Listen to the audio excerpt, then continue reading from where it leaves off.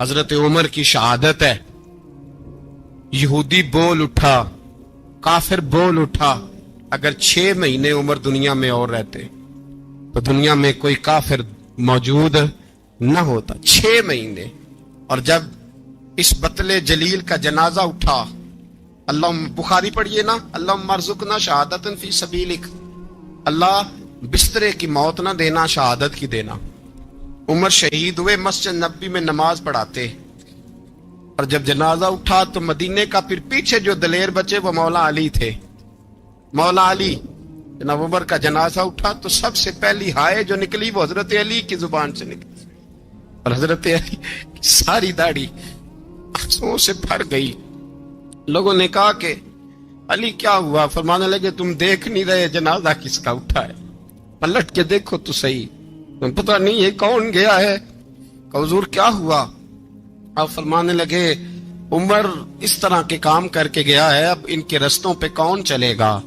کون اس کے جگر راہ وفا میں نقش ایسے چھوڑ آیا ہوں, میں جس منزل سے گزرا ہوں وہ اب تک یاد کرتی ہے. حضرت علی حضرت عمر کے جنازے پہ کھڑے ہو کے کہتے ہیں اللہ مجھے اس طرح کے عمل کرنے کی توفیق دے جس طرح کے عمر کر کے گیا.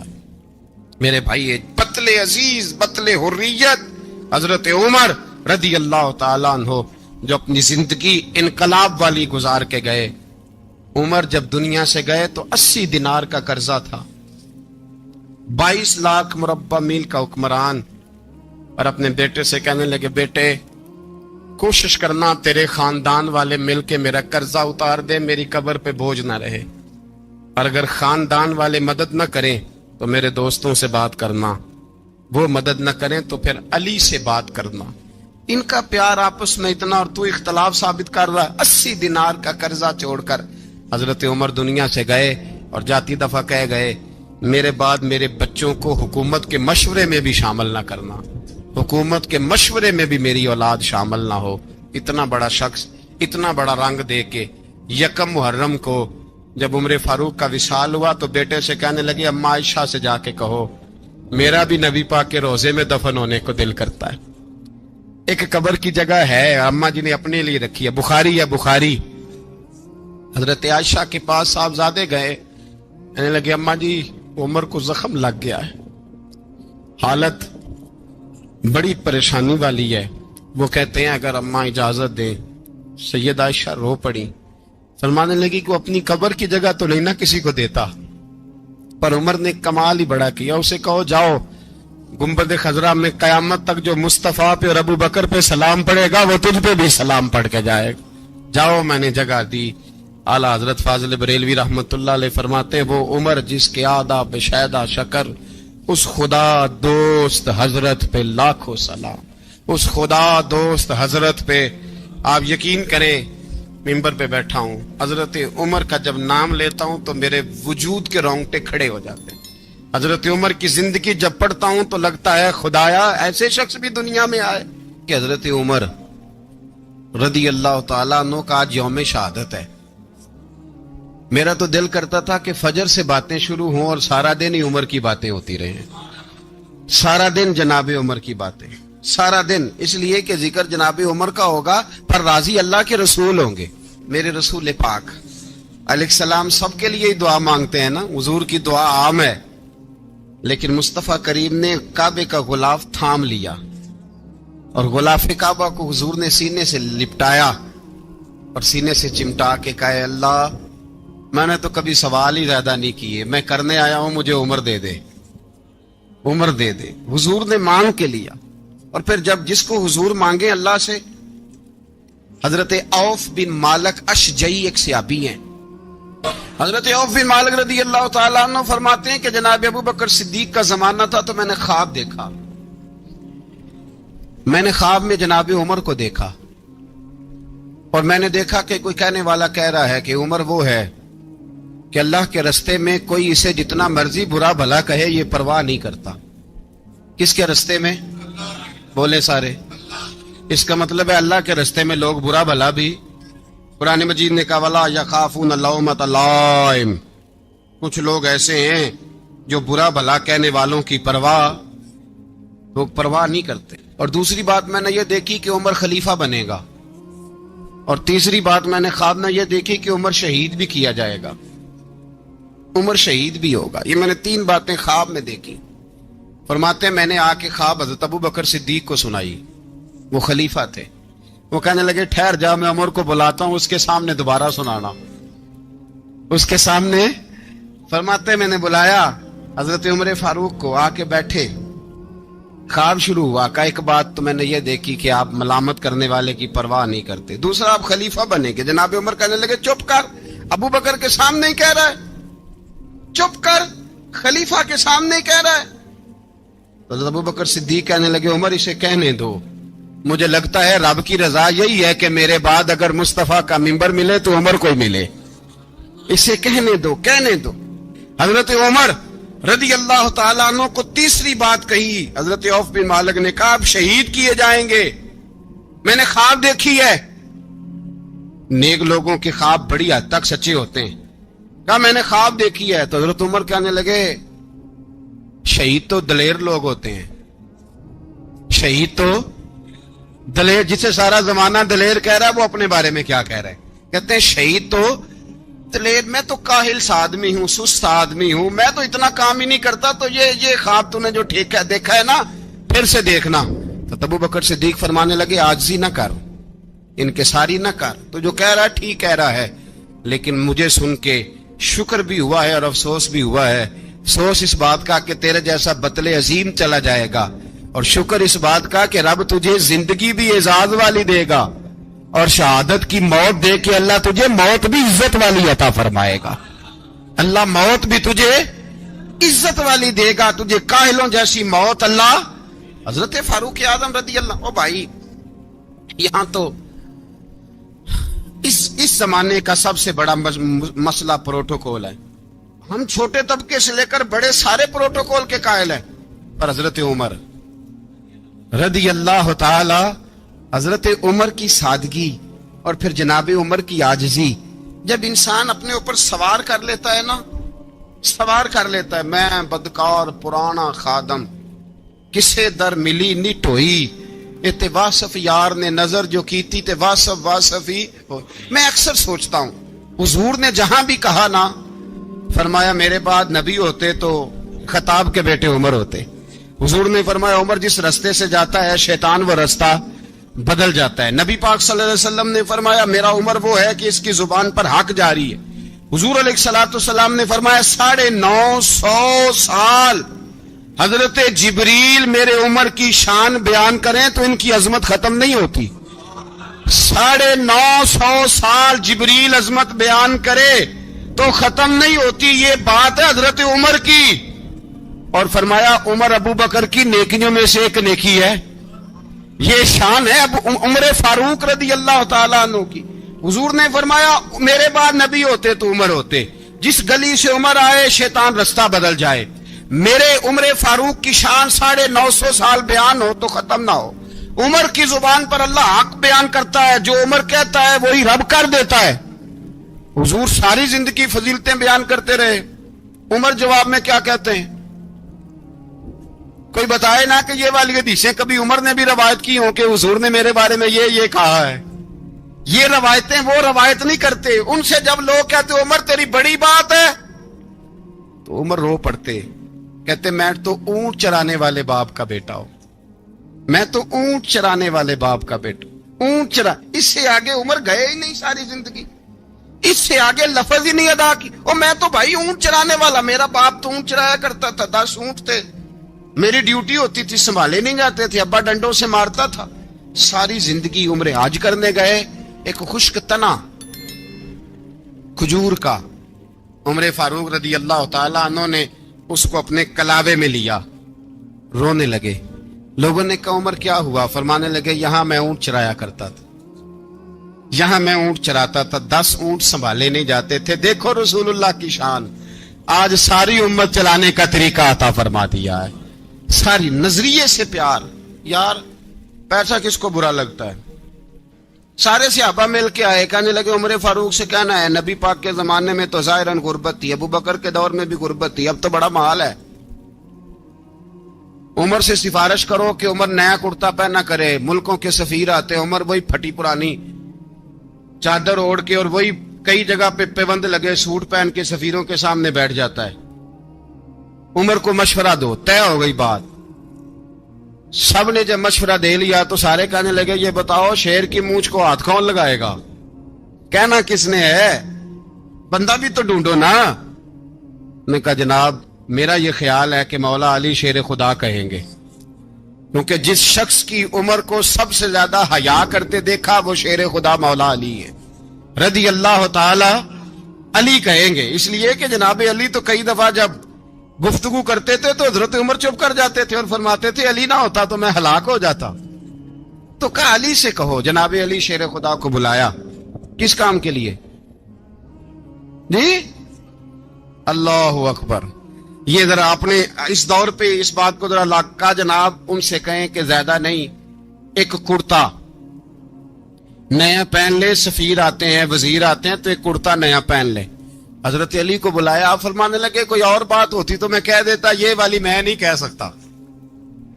کوئی اور ہوتی تو میں عمر کو کئی دفعہ کہہ دیتا ہوں, جلال میں بھی تو سن, یہ والی میں نہیں کہہ سکتا. میں تمہیں ایک مشورہ دیتا ہوں. کہ وہ کیا؟ کہنے لگے سیدہ عائشہ صدیقہ سے کہو, وہ مومنوں کی ماں ہیں, عمر ٹالے گا نہیں. اماں جی سے جا کے کہا اماں جی نیا کرتا عمر سے کہیں پہن لیں. وزیر آتے ہیں بڑے بڑے لوگ تو چلو کوئی حرج نہیں. اماں جی نے کہا اچھا کوئی بات نہیں میں بلا لیتی ہوں. جناب عائشہ نے پیغام بھیجا. جب خادم نے کہا نا مصطفیٰ کے گھر سے پیغام آیا ہے, تو 20 لوگ بیٹھے تھے. عمر کانپتے ہوئے اٹھے, کانپتے دوڑے. حضرت عائشہ پردے میں تھی تو فرماتی ہیں عمر اتحیات کی حالت میں بیٹھ گئے. کہا اماں جی دیر تو نہیں ہو گئی مجھے آنے میں؟ کہا نہیں ٹائم پہ آ گئے ہو. کس لیے بلایا تھا؟ کہا عمر دیکھو غربت کے معاملات اور ہوتے ہیں, جب اللہ آسانی دے تو کوئی چیز استعمال کرنا حرام نہیں ہوتی, اگر حرام ہے تو بتاؤ. کہا نہیں اماں جی حلال ہی ہے. تو فرمایا پھر اتنے سفیر آتے ہیں مشیر آتے ہیں, اب تو مال غنیمت بڑا آتا ہے, ڈھیر لگ جاتے ہیں مسجد میں, تو چل ایک نیا کرتا تم بھی پہن لیا کرو. اور آپ نیا کرتا پہنو گے تو دھاک بیٹھے گی غیروں پر. تو صحابہ کا مشورہ ہے کہ آپ نیا لباس پہنے. اماں جی کہتی ہے میں نے حکم دیا تو عمر چپ کر گئے, گردن جھک گئی. تھوڑی دیر کے بعد سیدنا عمر فاروق نے سر اٹھایا تو داڑھی پہ آنسو گر رہے تھے, رو پڑے. کہنے لگے پاک محبوب کی پاک بیوی جیسے حکم کرتی ہو میں حاضر ہوں, پر مجھے وہ والا لباس پہنانا جو میرے مصطفیٰ نے پسند فرمایا ہے. اگر یہ رنگ رسول پاک کا ہے تو میں حاضر ہوں, اور اگر نبی پاک کا نہیں تو پھر جیسے آپ حکم کریں. جناب عائشہ کہتے ہیں عمر روئے تو میں زیادہ روئی, میرا پلو بھیگ گیا آنسوؤں سے. میں نے کہا عمر آپ جائیے. عمر یوں نکلے تو جو صحابہ کھڑے تھے وہ کونے میں تھے, سارے آ گئے. کہا اماں جی کیا بناؤ؟ فرمایا بھائی تم سب جو باتیں کہتے ہو وہ اپنی جگہ ٹھیک ہیں, پر عمر جو بات کرتا ہے وہ سب سے زیادہ ٹھیک ہے. عمر جس پہلو پر بات کرتا ہے وہ یار ایسی عاجزی, ایسا رنگ, ایسا انداز, ایسا طرز حیات, ایسی زندگی. اولاد کے معاملے میں لوگ بزدل ہو جاتے ہیں, بزدل.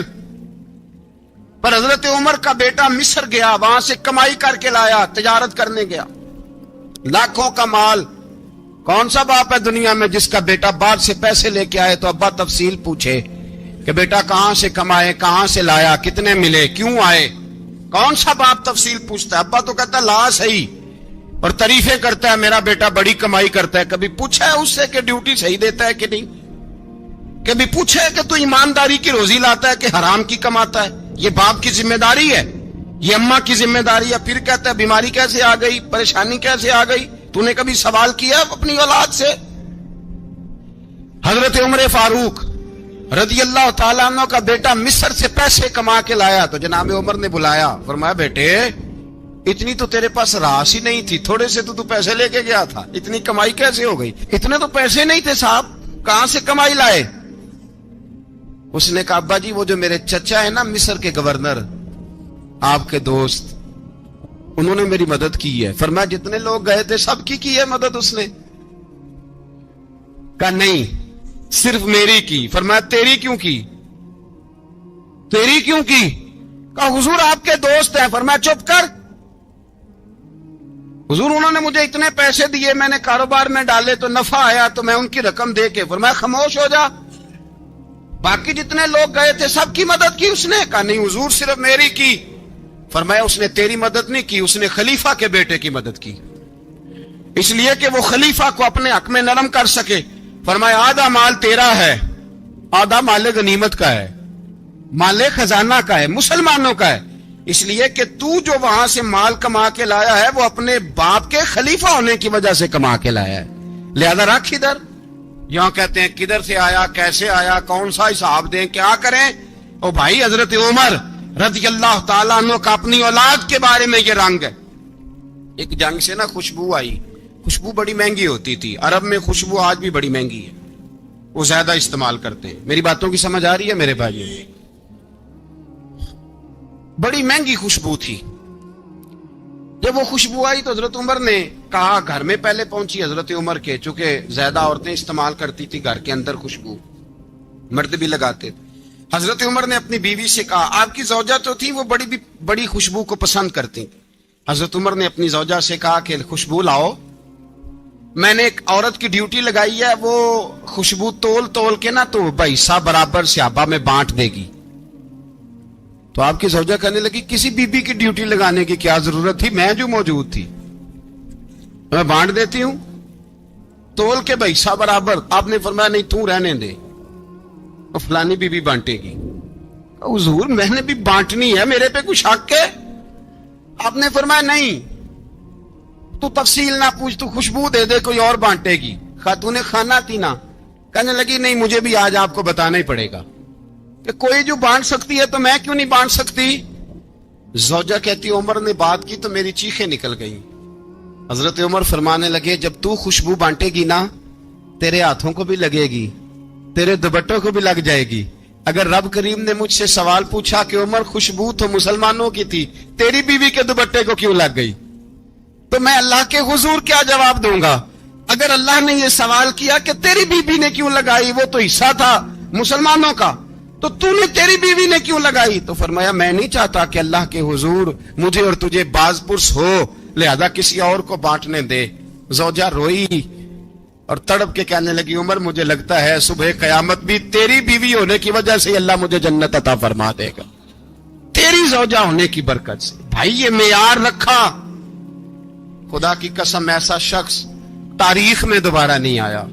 اتنا بڑا آدمی, اتنا بڑا شخص, اتنا بڑا آدمی, اور پھر رنگ یہ ہے کہ عمر 22 لاکھ مربع میل کا حکمران, 22 لاکھ, اور کھجور کے درخت کے نیچے مٹی کا ڈھیلا لے کے سو گئے ہیں, پرواہ کوئی نہیں, کوئی مسئلہ ہی نہیں.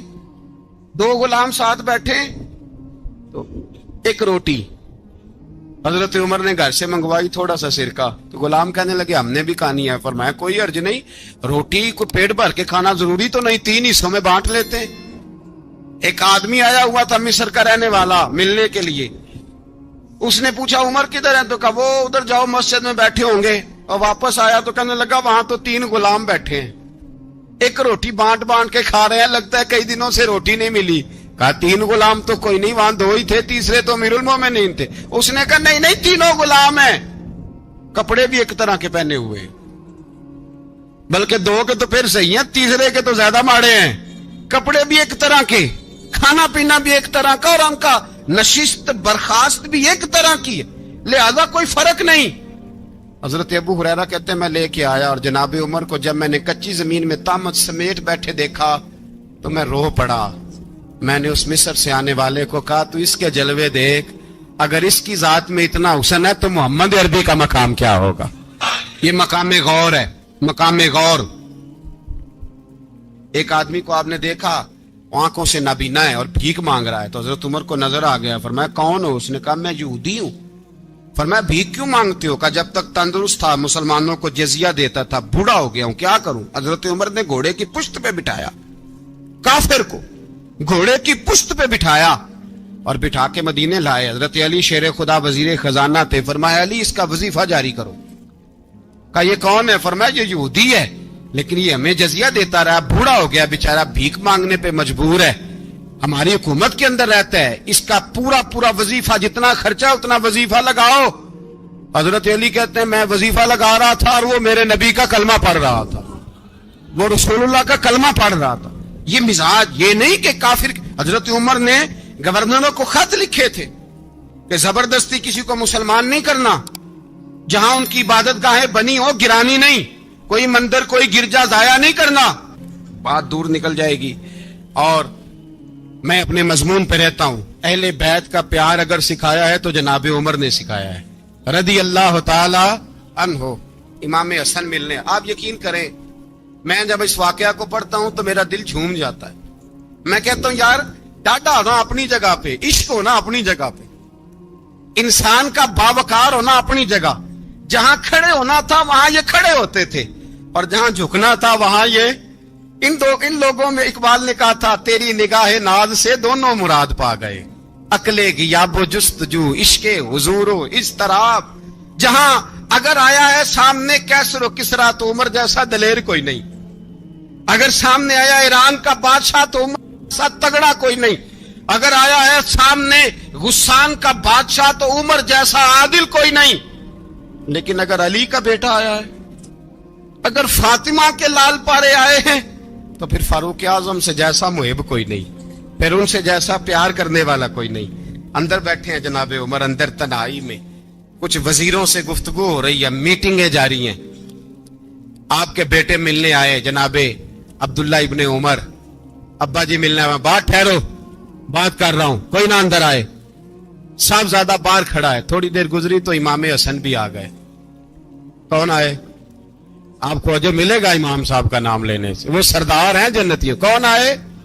سارے بولیے امام حسن، تیری نسل پاک میں ہے بچہ بچہ نور کا، تو ہے نے نور تیرا سب گھرانہ۔ امام حسن آئے تو حضرت عبداللہ ابن عمر کو دروازے پہ کھڑے دیکھا، کہا امیر المومنین کہاں ہیں؟ کہنے لگے حضرت عمر کے بیٹے۔ کہنے لگے وہ اندر بیٹھے، کچھ میٹنگ ہو رہی ہے اور انہوں نے کہا کوئی اندر نہ آئے، لیکن آپ جانا چاہیں تو چلے جائیں، آپ جانا چاہیں تو، تیری نسل پاک میں ہے بچہ بچہ نور، آپ جانا چاہیں تو چلے جائیں۔ تو انہوں نے کہا جب آپ باہر کھڑے ہیں تو مجھے کوئی اتنا ضروری کام نہیں، اور ابھی زور کی نماز تھوڑی دیر میں ہوگی، میں مسجد میں مل لوں گا امیر المومنین سے۔ یہ بات کہہ کہ امام حسن چلے گئے۔ یار اتنی بڑی بات نہیں تھی، اتنی بڑی بات نہیں تھی۔ تو میرے استادوں کا بیٹا بھی آئے تو کہا ٹھیک ہے جی وہ سوئے ہوئے ہیں، تو کوئی غرض نہیں یار میں ٹھہر کے آ جاؤں گا، کوئی بڑی بات نہیں تھی، دیکھا جائے تو بڑی بات نہیں تھی، پر بات بہت بڑی تھی، اس لیے کہ یہ خالی حسن نہیں، یہ حسن ابن علی ہے، یہ حضرت فاطمہ کے لخت جگر۔ حضرت عمر باہر نکلے، عبداللہ ابن عمر سے پوچھا کوئی آیا تو نہیں؟ تو کہا حضور امام حسن آئے تھے۔ تو کہا پھر شہزادے کو اندر کیوں نہیں بھیجا؟ کہا میں نے کہا تھا۔ وہ کہنے لگے اگر امیر المومنین مصروف ہیں تو میں ظہر میں مل لوں گا۔ حضرت عمر رونے لگے، فرمایا بیٹے تو نے اچھا نہیں کیا۔ پھر مسجد نہیں گئے، سیدھے امام حسن کے دروازے دستک دی، امام حسن باہر آئے، کہا شہزادے آئے تھے تو ملے کیوں نہیں؟ امام حسن کہنے لگے حضور آپ کا اپنا بیٹا دروازے پہ کھڑا تھا، آپ کا اپنا بیٹا دروازے پہ کھڑا تھا، وہ منع بھی کیا تھا آپ نے تو میں زور میں مل لیتا۔ حضرت امام حسن فرماتے جوش جذبات میں جناب عمر نے سر سے پگڑی اتار دی، جوش جذبات میں کہنے لگے حسن میرے بیٹے کا اور آپ کا کیا مقابلہ؟ کیا اس کی ماں کا نام فاطمہ الزہرا ہے؟ کیا اس کی نانی کا نام خدیجۃ الکبریٰ ہے؟ کیا اس کے نانے کا نام محمد مصطفیٰ ہے؟ آپ کا اور اس کا کیا مقابلہ؟ پھر رو پڑے اور کہنے لگے بیٹے میں مکے کے صحراؤں میں اونٹ چرایا کرتا تھا، یہ جو میرے سر پر عزت کے بال ہیں یہ تیرے نانے کے اگائے ہوئے، میں مکے کے خبردار شہزادے خبردار۔ او بھائی اہل بیت نبوت کے ادب کا رنگ اگر سکھایا ہے تو سیدنا عمر نے سکھایا ہے۔ سوار دے فرماتے جب پہنچے نا دار ارقم میں تو دروازے پہ حضرت امیر حمزہ کھڑے تھے۔ حضرت امیر حمزہ، ایک شخص کہنے لگا حضرت امیر حمزہ سے عمر آ رہا ہے، فرمایا آنے دو۔ کہا حضور وہ تلوار بھی گلے میں لٹک رہی ہے، فرمایا آنے دو، وہ اگر عمر ہے تو میں بھی امیر حمزہ ہوں۔ वो अगर उमर है तो अना अशदुल्लाह व रसूल ही, मैं अल्लाह रसूल का शेर हूं, आने दो। कहा आप क्या करेंगे? कहा अदब मलहूज रखेगा तो खातर से बिठाएंगे, नमूना उसको हम खुल्के मोहम्मद का दिखाएंगे, अगर नीयत नहीं अच्छी तो मैं उसको कत्ल कर दूंगा, उसी की तेग से सर काट के छाती पे धर दूंगा। मैं आने तो दो, आने दो उमर को। हजरत उमर आए, दरवाजे में दाखिल हुए। सहाबा फरमाते हैं कि हुजूर ने शोर सुना, फरमाया कौन है दरवाजे पे? फरमाया उमर। फरमाते हैं हुजूर उठे तेजी से, चादर गिर गई, चादर, हुजूर तेजी से उठे, खोल दो दरवाजा। हुजूर उमर के गले में तलवार है, फरमाया फाटक खोल दो। या रसूल अल्लाह उमर आपका दुश्मन, फरमाया खोलो दरवाजा। कहा या रसूल अल्लाह खत्ताब का बेटा, फरमाया खोलो दरवाजा। या रसूल अल्लाह अबू जहल का रिश्त, फरमाया खोलो दरवाजा। हुजूर माजरा क्या है? फरमाया वो अपने आप नहीं आया, मैंने रात अल्लाह से दुआ मांगी है, मैंने मांग के लिया है, मैंने मांग के लिया, वो अपने आप थोड़ा आया है, मांग, खोलो दरवाजा, आने दो। हजरत उमर झट से दरवाजा खुला ना, रसूल पाक सामने खड़े हो गए। क्या मंजर था? अबू बकर फरमाते हैं तुम्हें क्या बताएं क्या मंजर था? हजरत हरकम फरमाते हैं तुम्हें क्या बताएं क्या मंजर था? मेरे हबीब की गर्दन तनी हुई है, आंखों में आंसू भरे हैं पर नीचे नहीं गिरते, आंसू भरे हैं आंखों लेकिन नीचे टपकते नहीं। मेरे रसूल पाक आगे बढ़े, उमर की गर्दन झुकी हुई है, उमर ऊपर नहीं देखते। हुजूर आगे बढ़े, जाके हजरत उमर का कंधा जोर से हिलाया, फरमाया क्या प्रोग्राम है तेरा, क्या इरादा है तेरा, बोल। हजरत फारूक आजम आंख यूं उठा के कहने लगे सोने बस अब कलमा पढ़ने का इरादा है, सोने कलमा पढ़ने का। सहाबा फरमाते हैं पता नहीं क्या हुआ, पता नहीं, हुजूर का इतना जोश हमने कभी नहीं देखा, नबी पाक को नारा लगाते हमने पहले कभी नहीं देखा। जब उमर ने कहा ना सोने कलमा पढ़ने आया हूं, फरमाते हैं रसूल पाक के जो आंसू बंधे हुए थे ना वो टप से नीचे गिरे और हुजूर ने फरमाया अल्लाहु अकबर, अल्लाहु अकबर। फरमाते हैं हुजूर ने जब अल्लाहु अकबर कहा तो सारे सहाबा भी कहने लगे अल्लाहु अकबर, अल्लाहु अकबर, अल्लाहु अकबर। हजरत उमर फारूक का अदल और हजरत फारूक आजम का इंसाफ, इसको दुनिया जानती भी है, मानती भी है। हजरत फारूक आजम रज़ी अल्लाह तआला अन्हु काजियों का तकर्रुर करते वक्त सबसे ज्यादा एहतियात करते थे कि बंदा किस किस्म का है, इसका मिजाज क्या है, मुआशरे में इसका वकार कैसा है, उस हिसाब से उसको तकर्रुर करते थे काजी के लिए। और क्या हाल था? हज़रत ज़ैद बिन साबित रज़ी अल्लाह तआला अन्हु को आपने काजी मुकर्रर किया, बाद में माजूल कर दिया। क्यों आपने माजूल किया है? तो हज़रत उमर कहने लगे उसकी वजह है, एक दिन एक शख्स ने हज़रत उबई बिन काब ने मुझ पर मुकदमा किया, हज़रत उमर पर मुकदमा कर दिया। तो फरमाते हैं कि मेरे सामने मैं देख रहा था, जब मैं अदालत में पहुंचा तो ज़ैद बिन साबित ने मेरा खड़े होकर इस्तकबाल किया, और जब मुदई आया है तो वो बैठे रहे हैं। तो मैंने कहा कि जब आप दोनों में मिलते वक्त इंसाफ नहीं कर रहे तो फैसले में कैसे इंसाफ करेंगे? आप इस काबिल नहीं कि आपको काजी बनाया जाए। माजूल कर दिया। अगर मैं बैसियत मुजरिम, बैसियत मुल्ज़म आया हूँ, अगर आपने मेरा खड़े होकर इस्तकबाल फरमाया तो फिर मुदई का तो ज्यादा हक बनता था। और हम पर इतराज है काफिर का, वो कहते हैं तुम अदल नहीं कर सकते। बोला आदमी है ना, वो देखता है आजकल के मुसलमानों को, आजकल के मुसलमानों को देख के राय कायम करता है।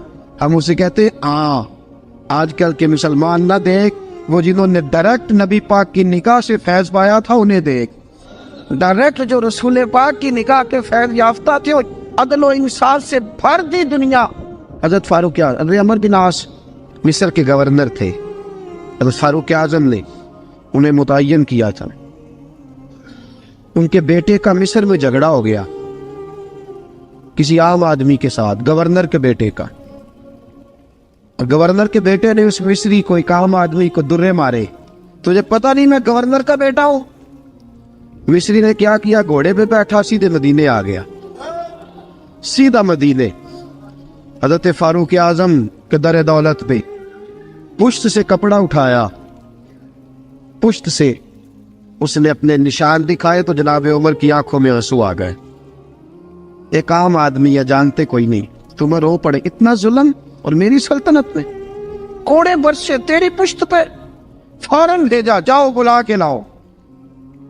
तो अमर बिन आस अपने बेटे समेत आए, बड़ी अदालत है।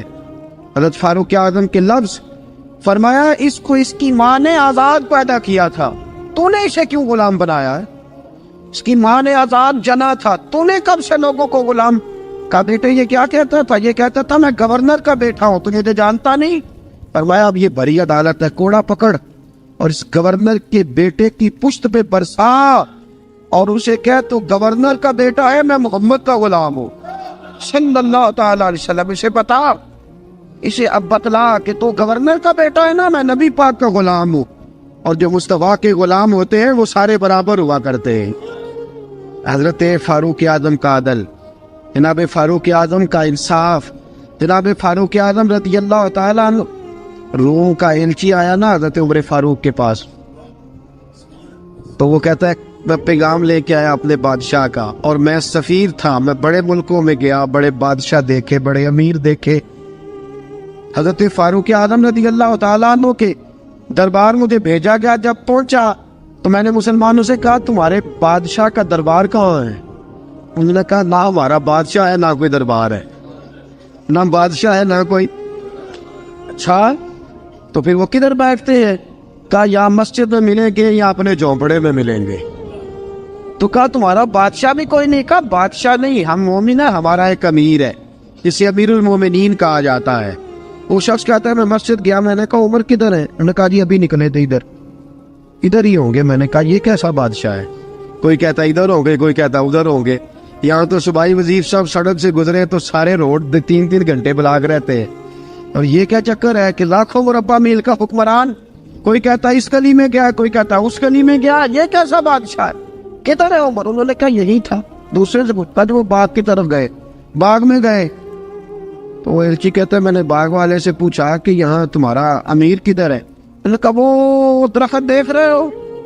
कहा हज़रत देख रहा हूँ। उस दरख्त के नीचे वो एक शख्स जो सोया हुआ है ना, मिट्टी का ढेला सराहना बना के, वो दरख्त के नीचे मिट्टी के ढेले का सराहना बना के जो बंदा सोया है वही हमारा अमीर है। वो सामने हज़रत सैयदना उमर फारूक के पास वो बंदा जाके खड़ा हो गया। वो कहता है कि पसीना गिर गिर के ना मिट्टी के ढेले पे गारा बना रहा था, पसीना गिर गिर के मिट्टी का ढेला, वो तर था। हज़रत फारूक आज़म सो रहे थे, कहने लगा मैं 20 और दर्जनों बादशाहों को देख चुका था जिनकी आंखें 10 गन। हज़रत उमर की आंख खुली, तामत समेटी उठ के बैठ गए, किधर आया है? कहने लगा हजरत जी आया तो किसी और काम था, आया तो किसी, लेकिन अब काम कोई और बन गया है। आपने फरमाया अब क्या काम बना है? कहने लगा मेरा काम ये बना है कि मेरा भी दिल किया मैं भी कलमा पढ़ूं और नबी पाक का गुलाम बन जाए।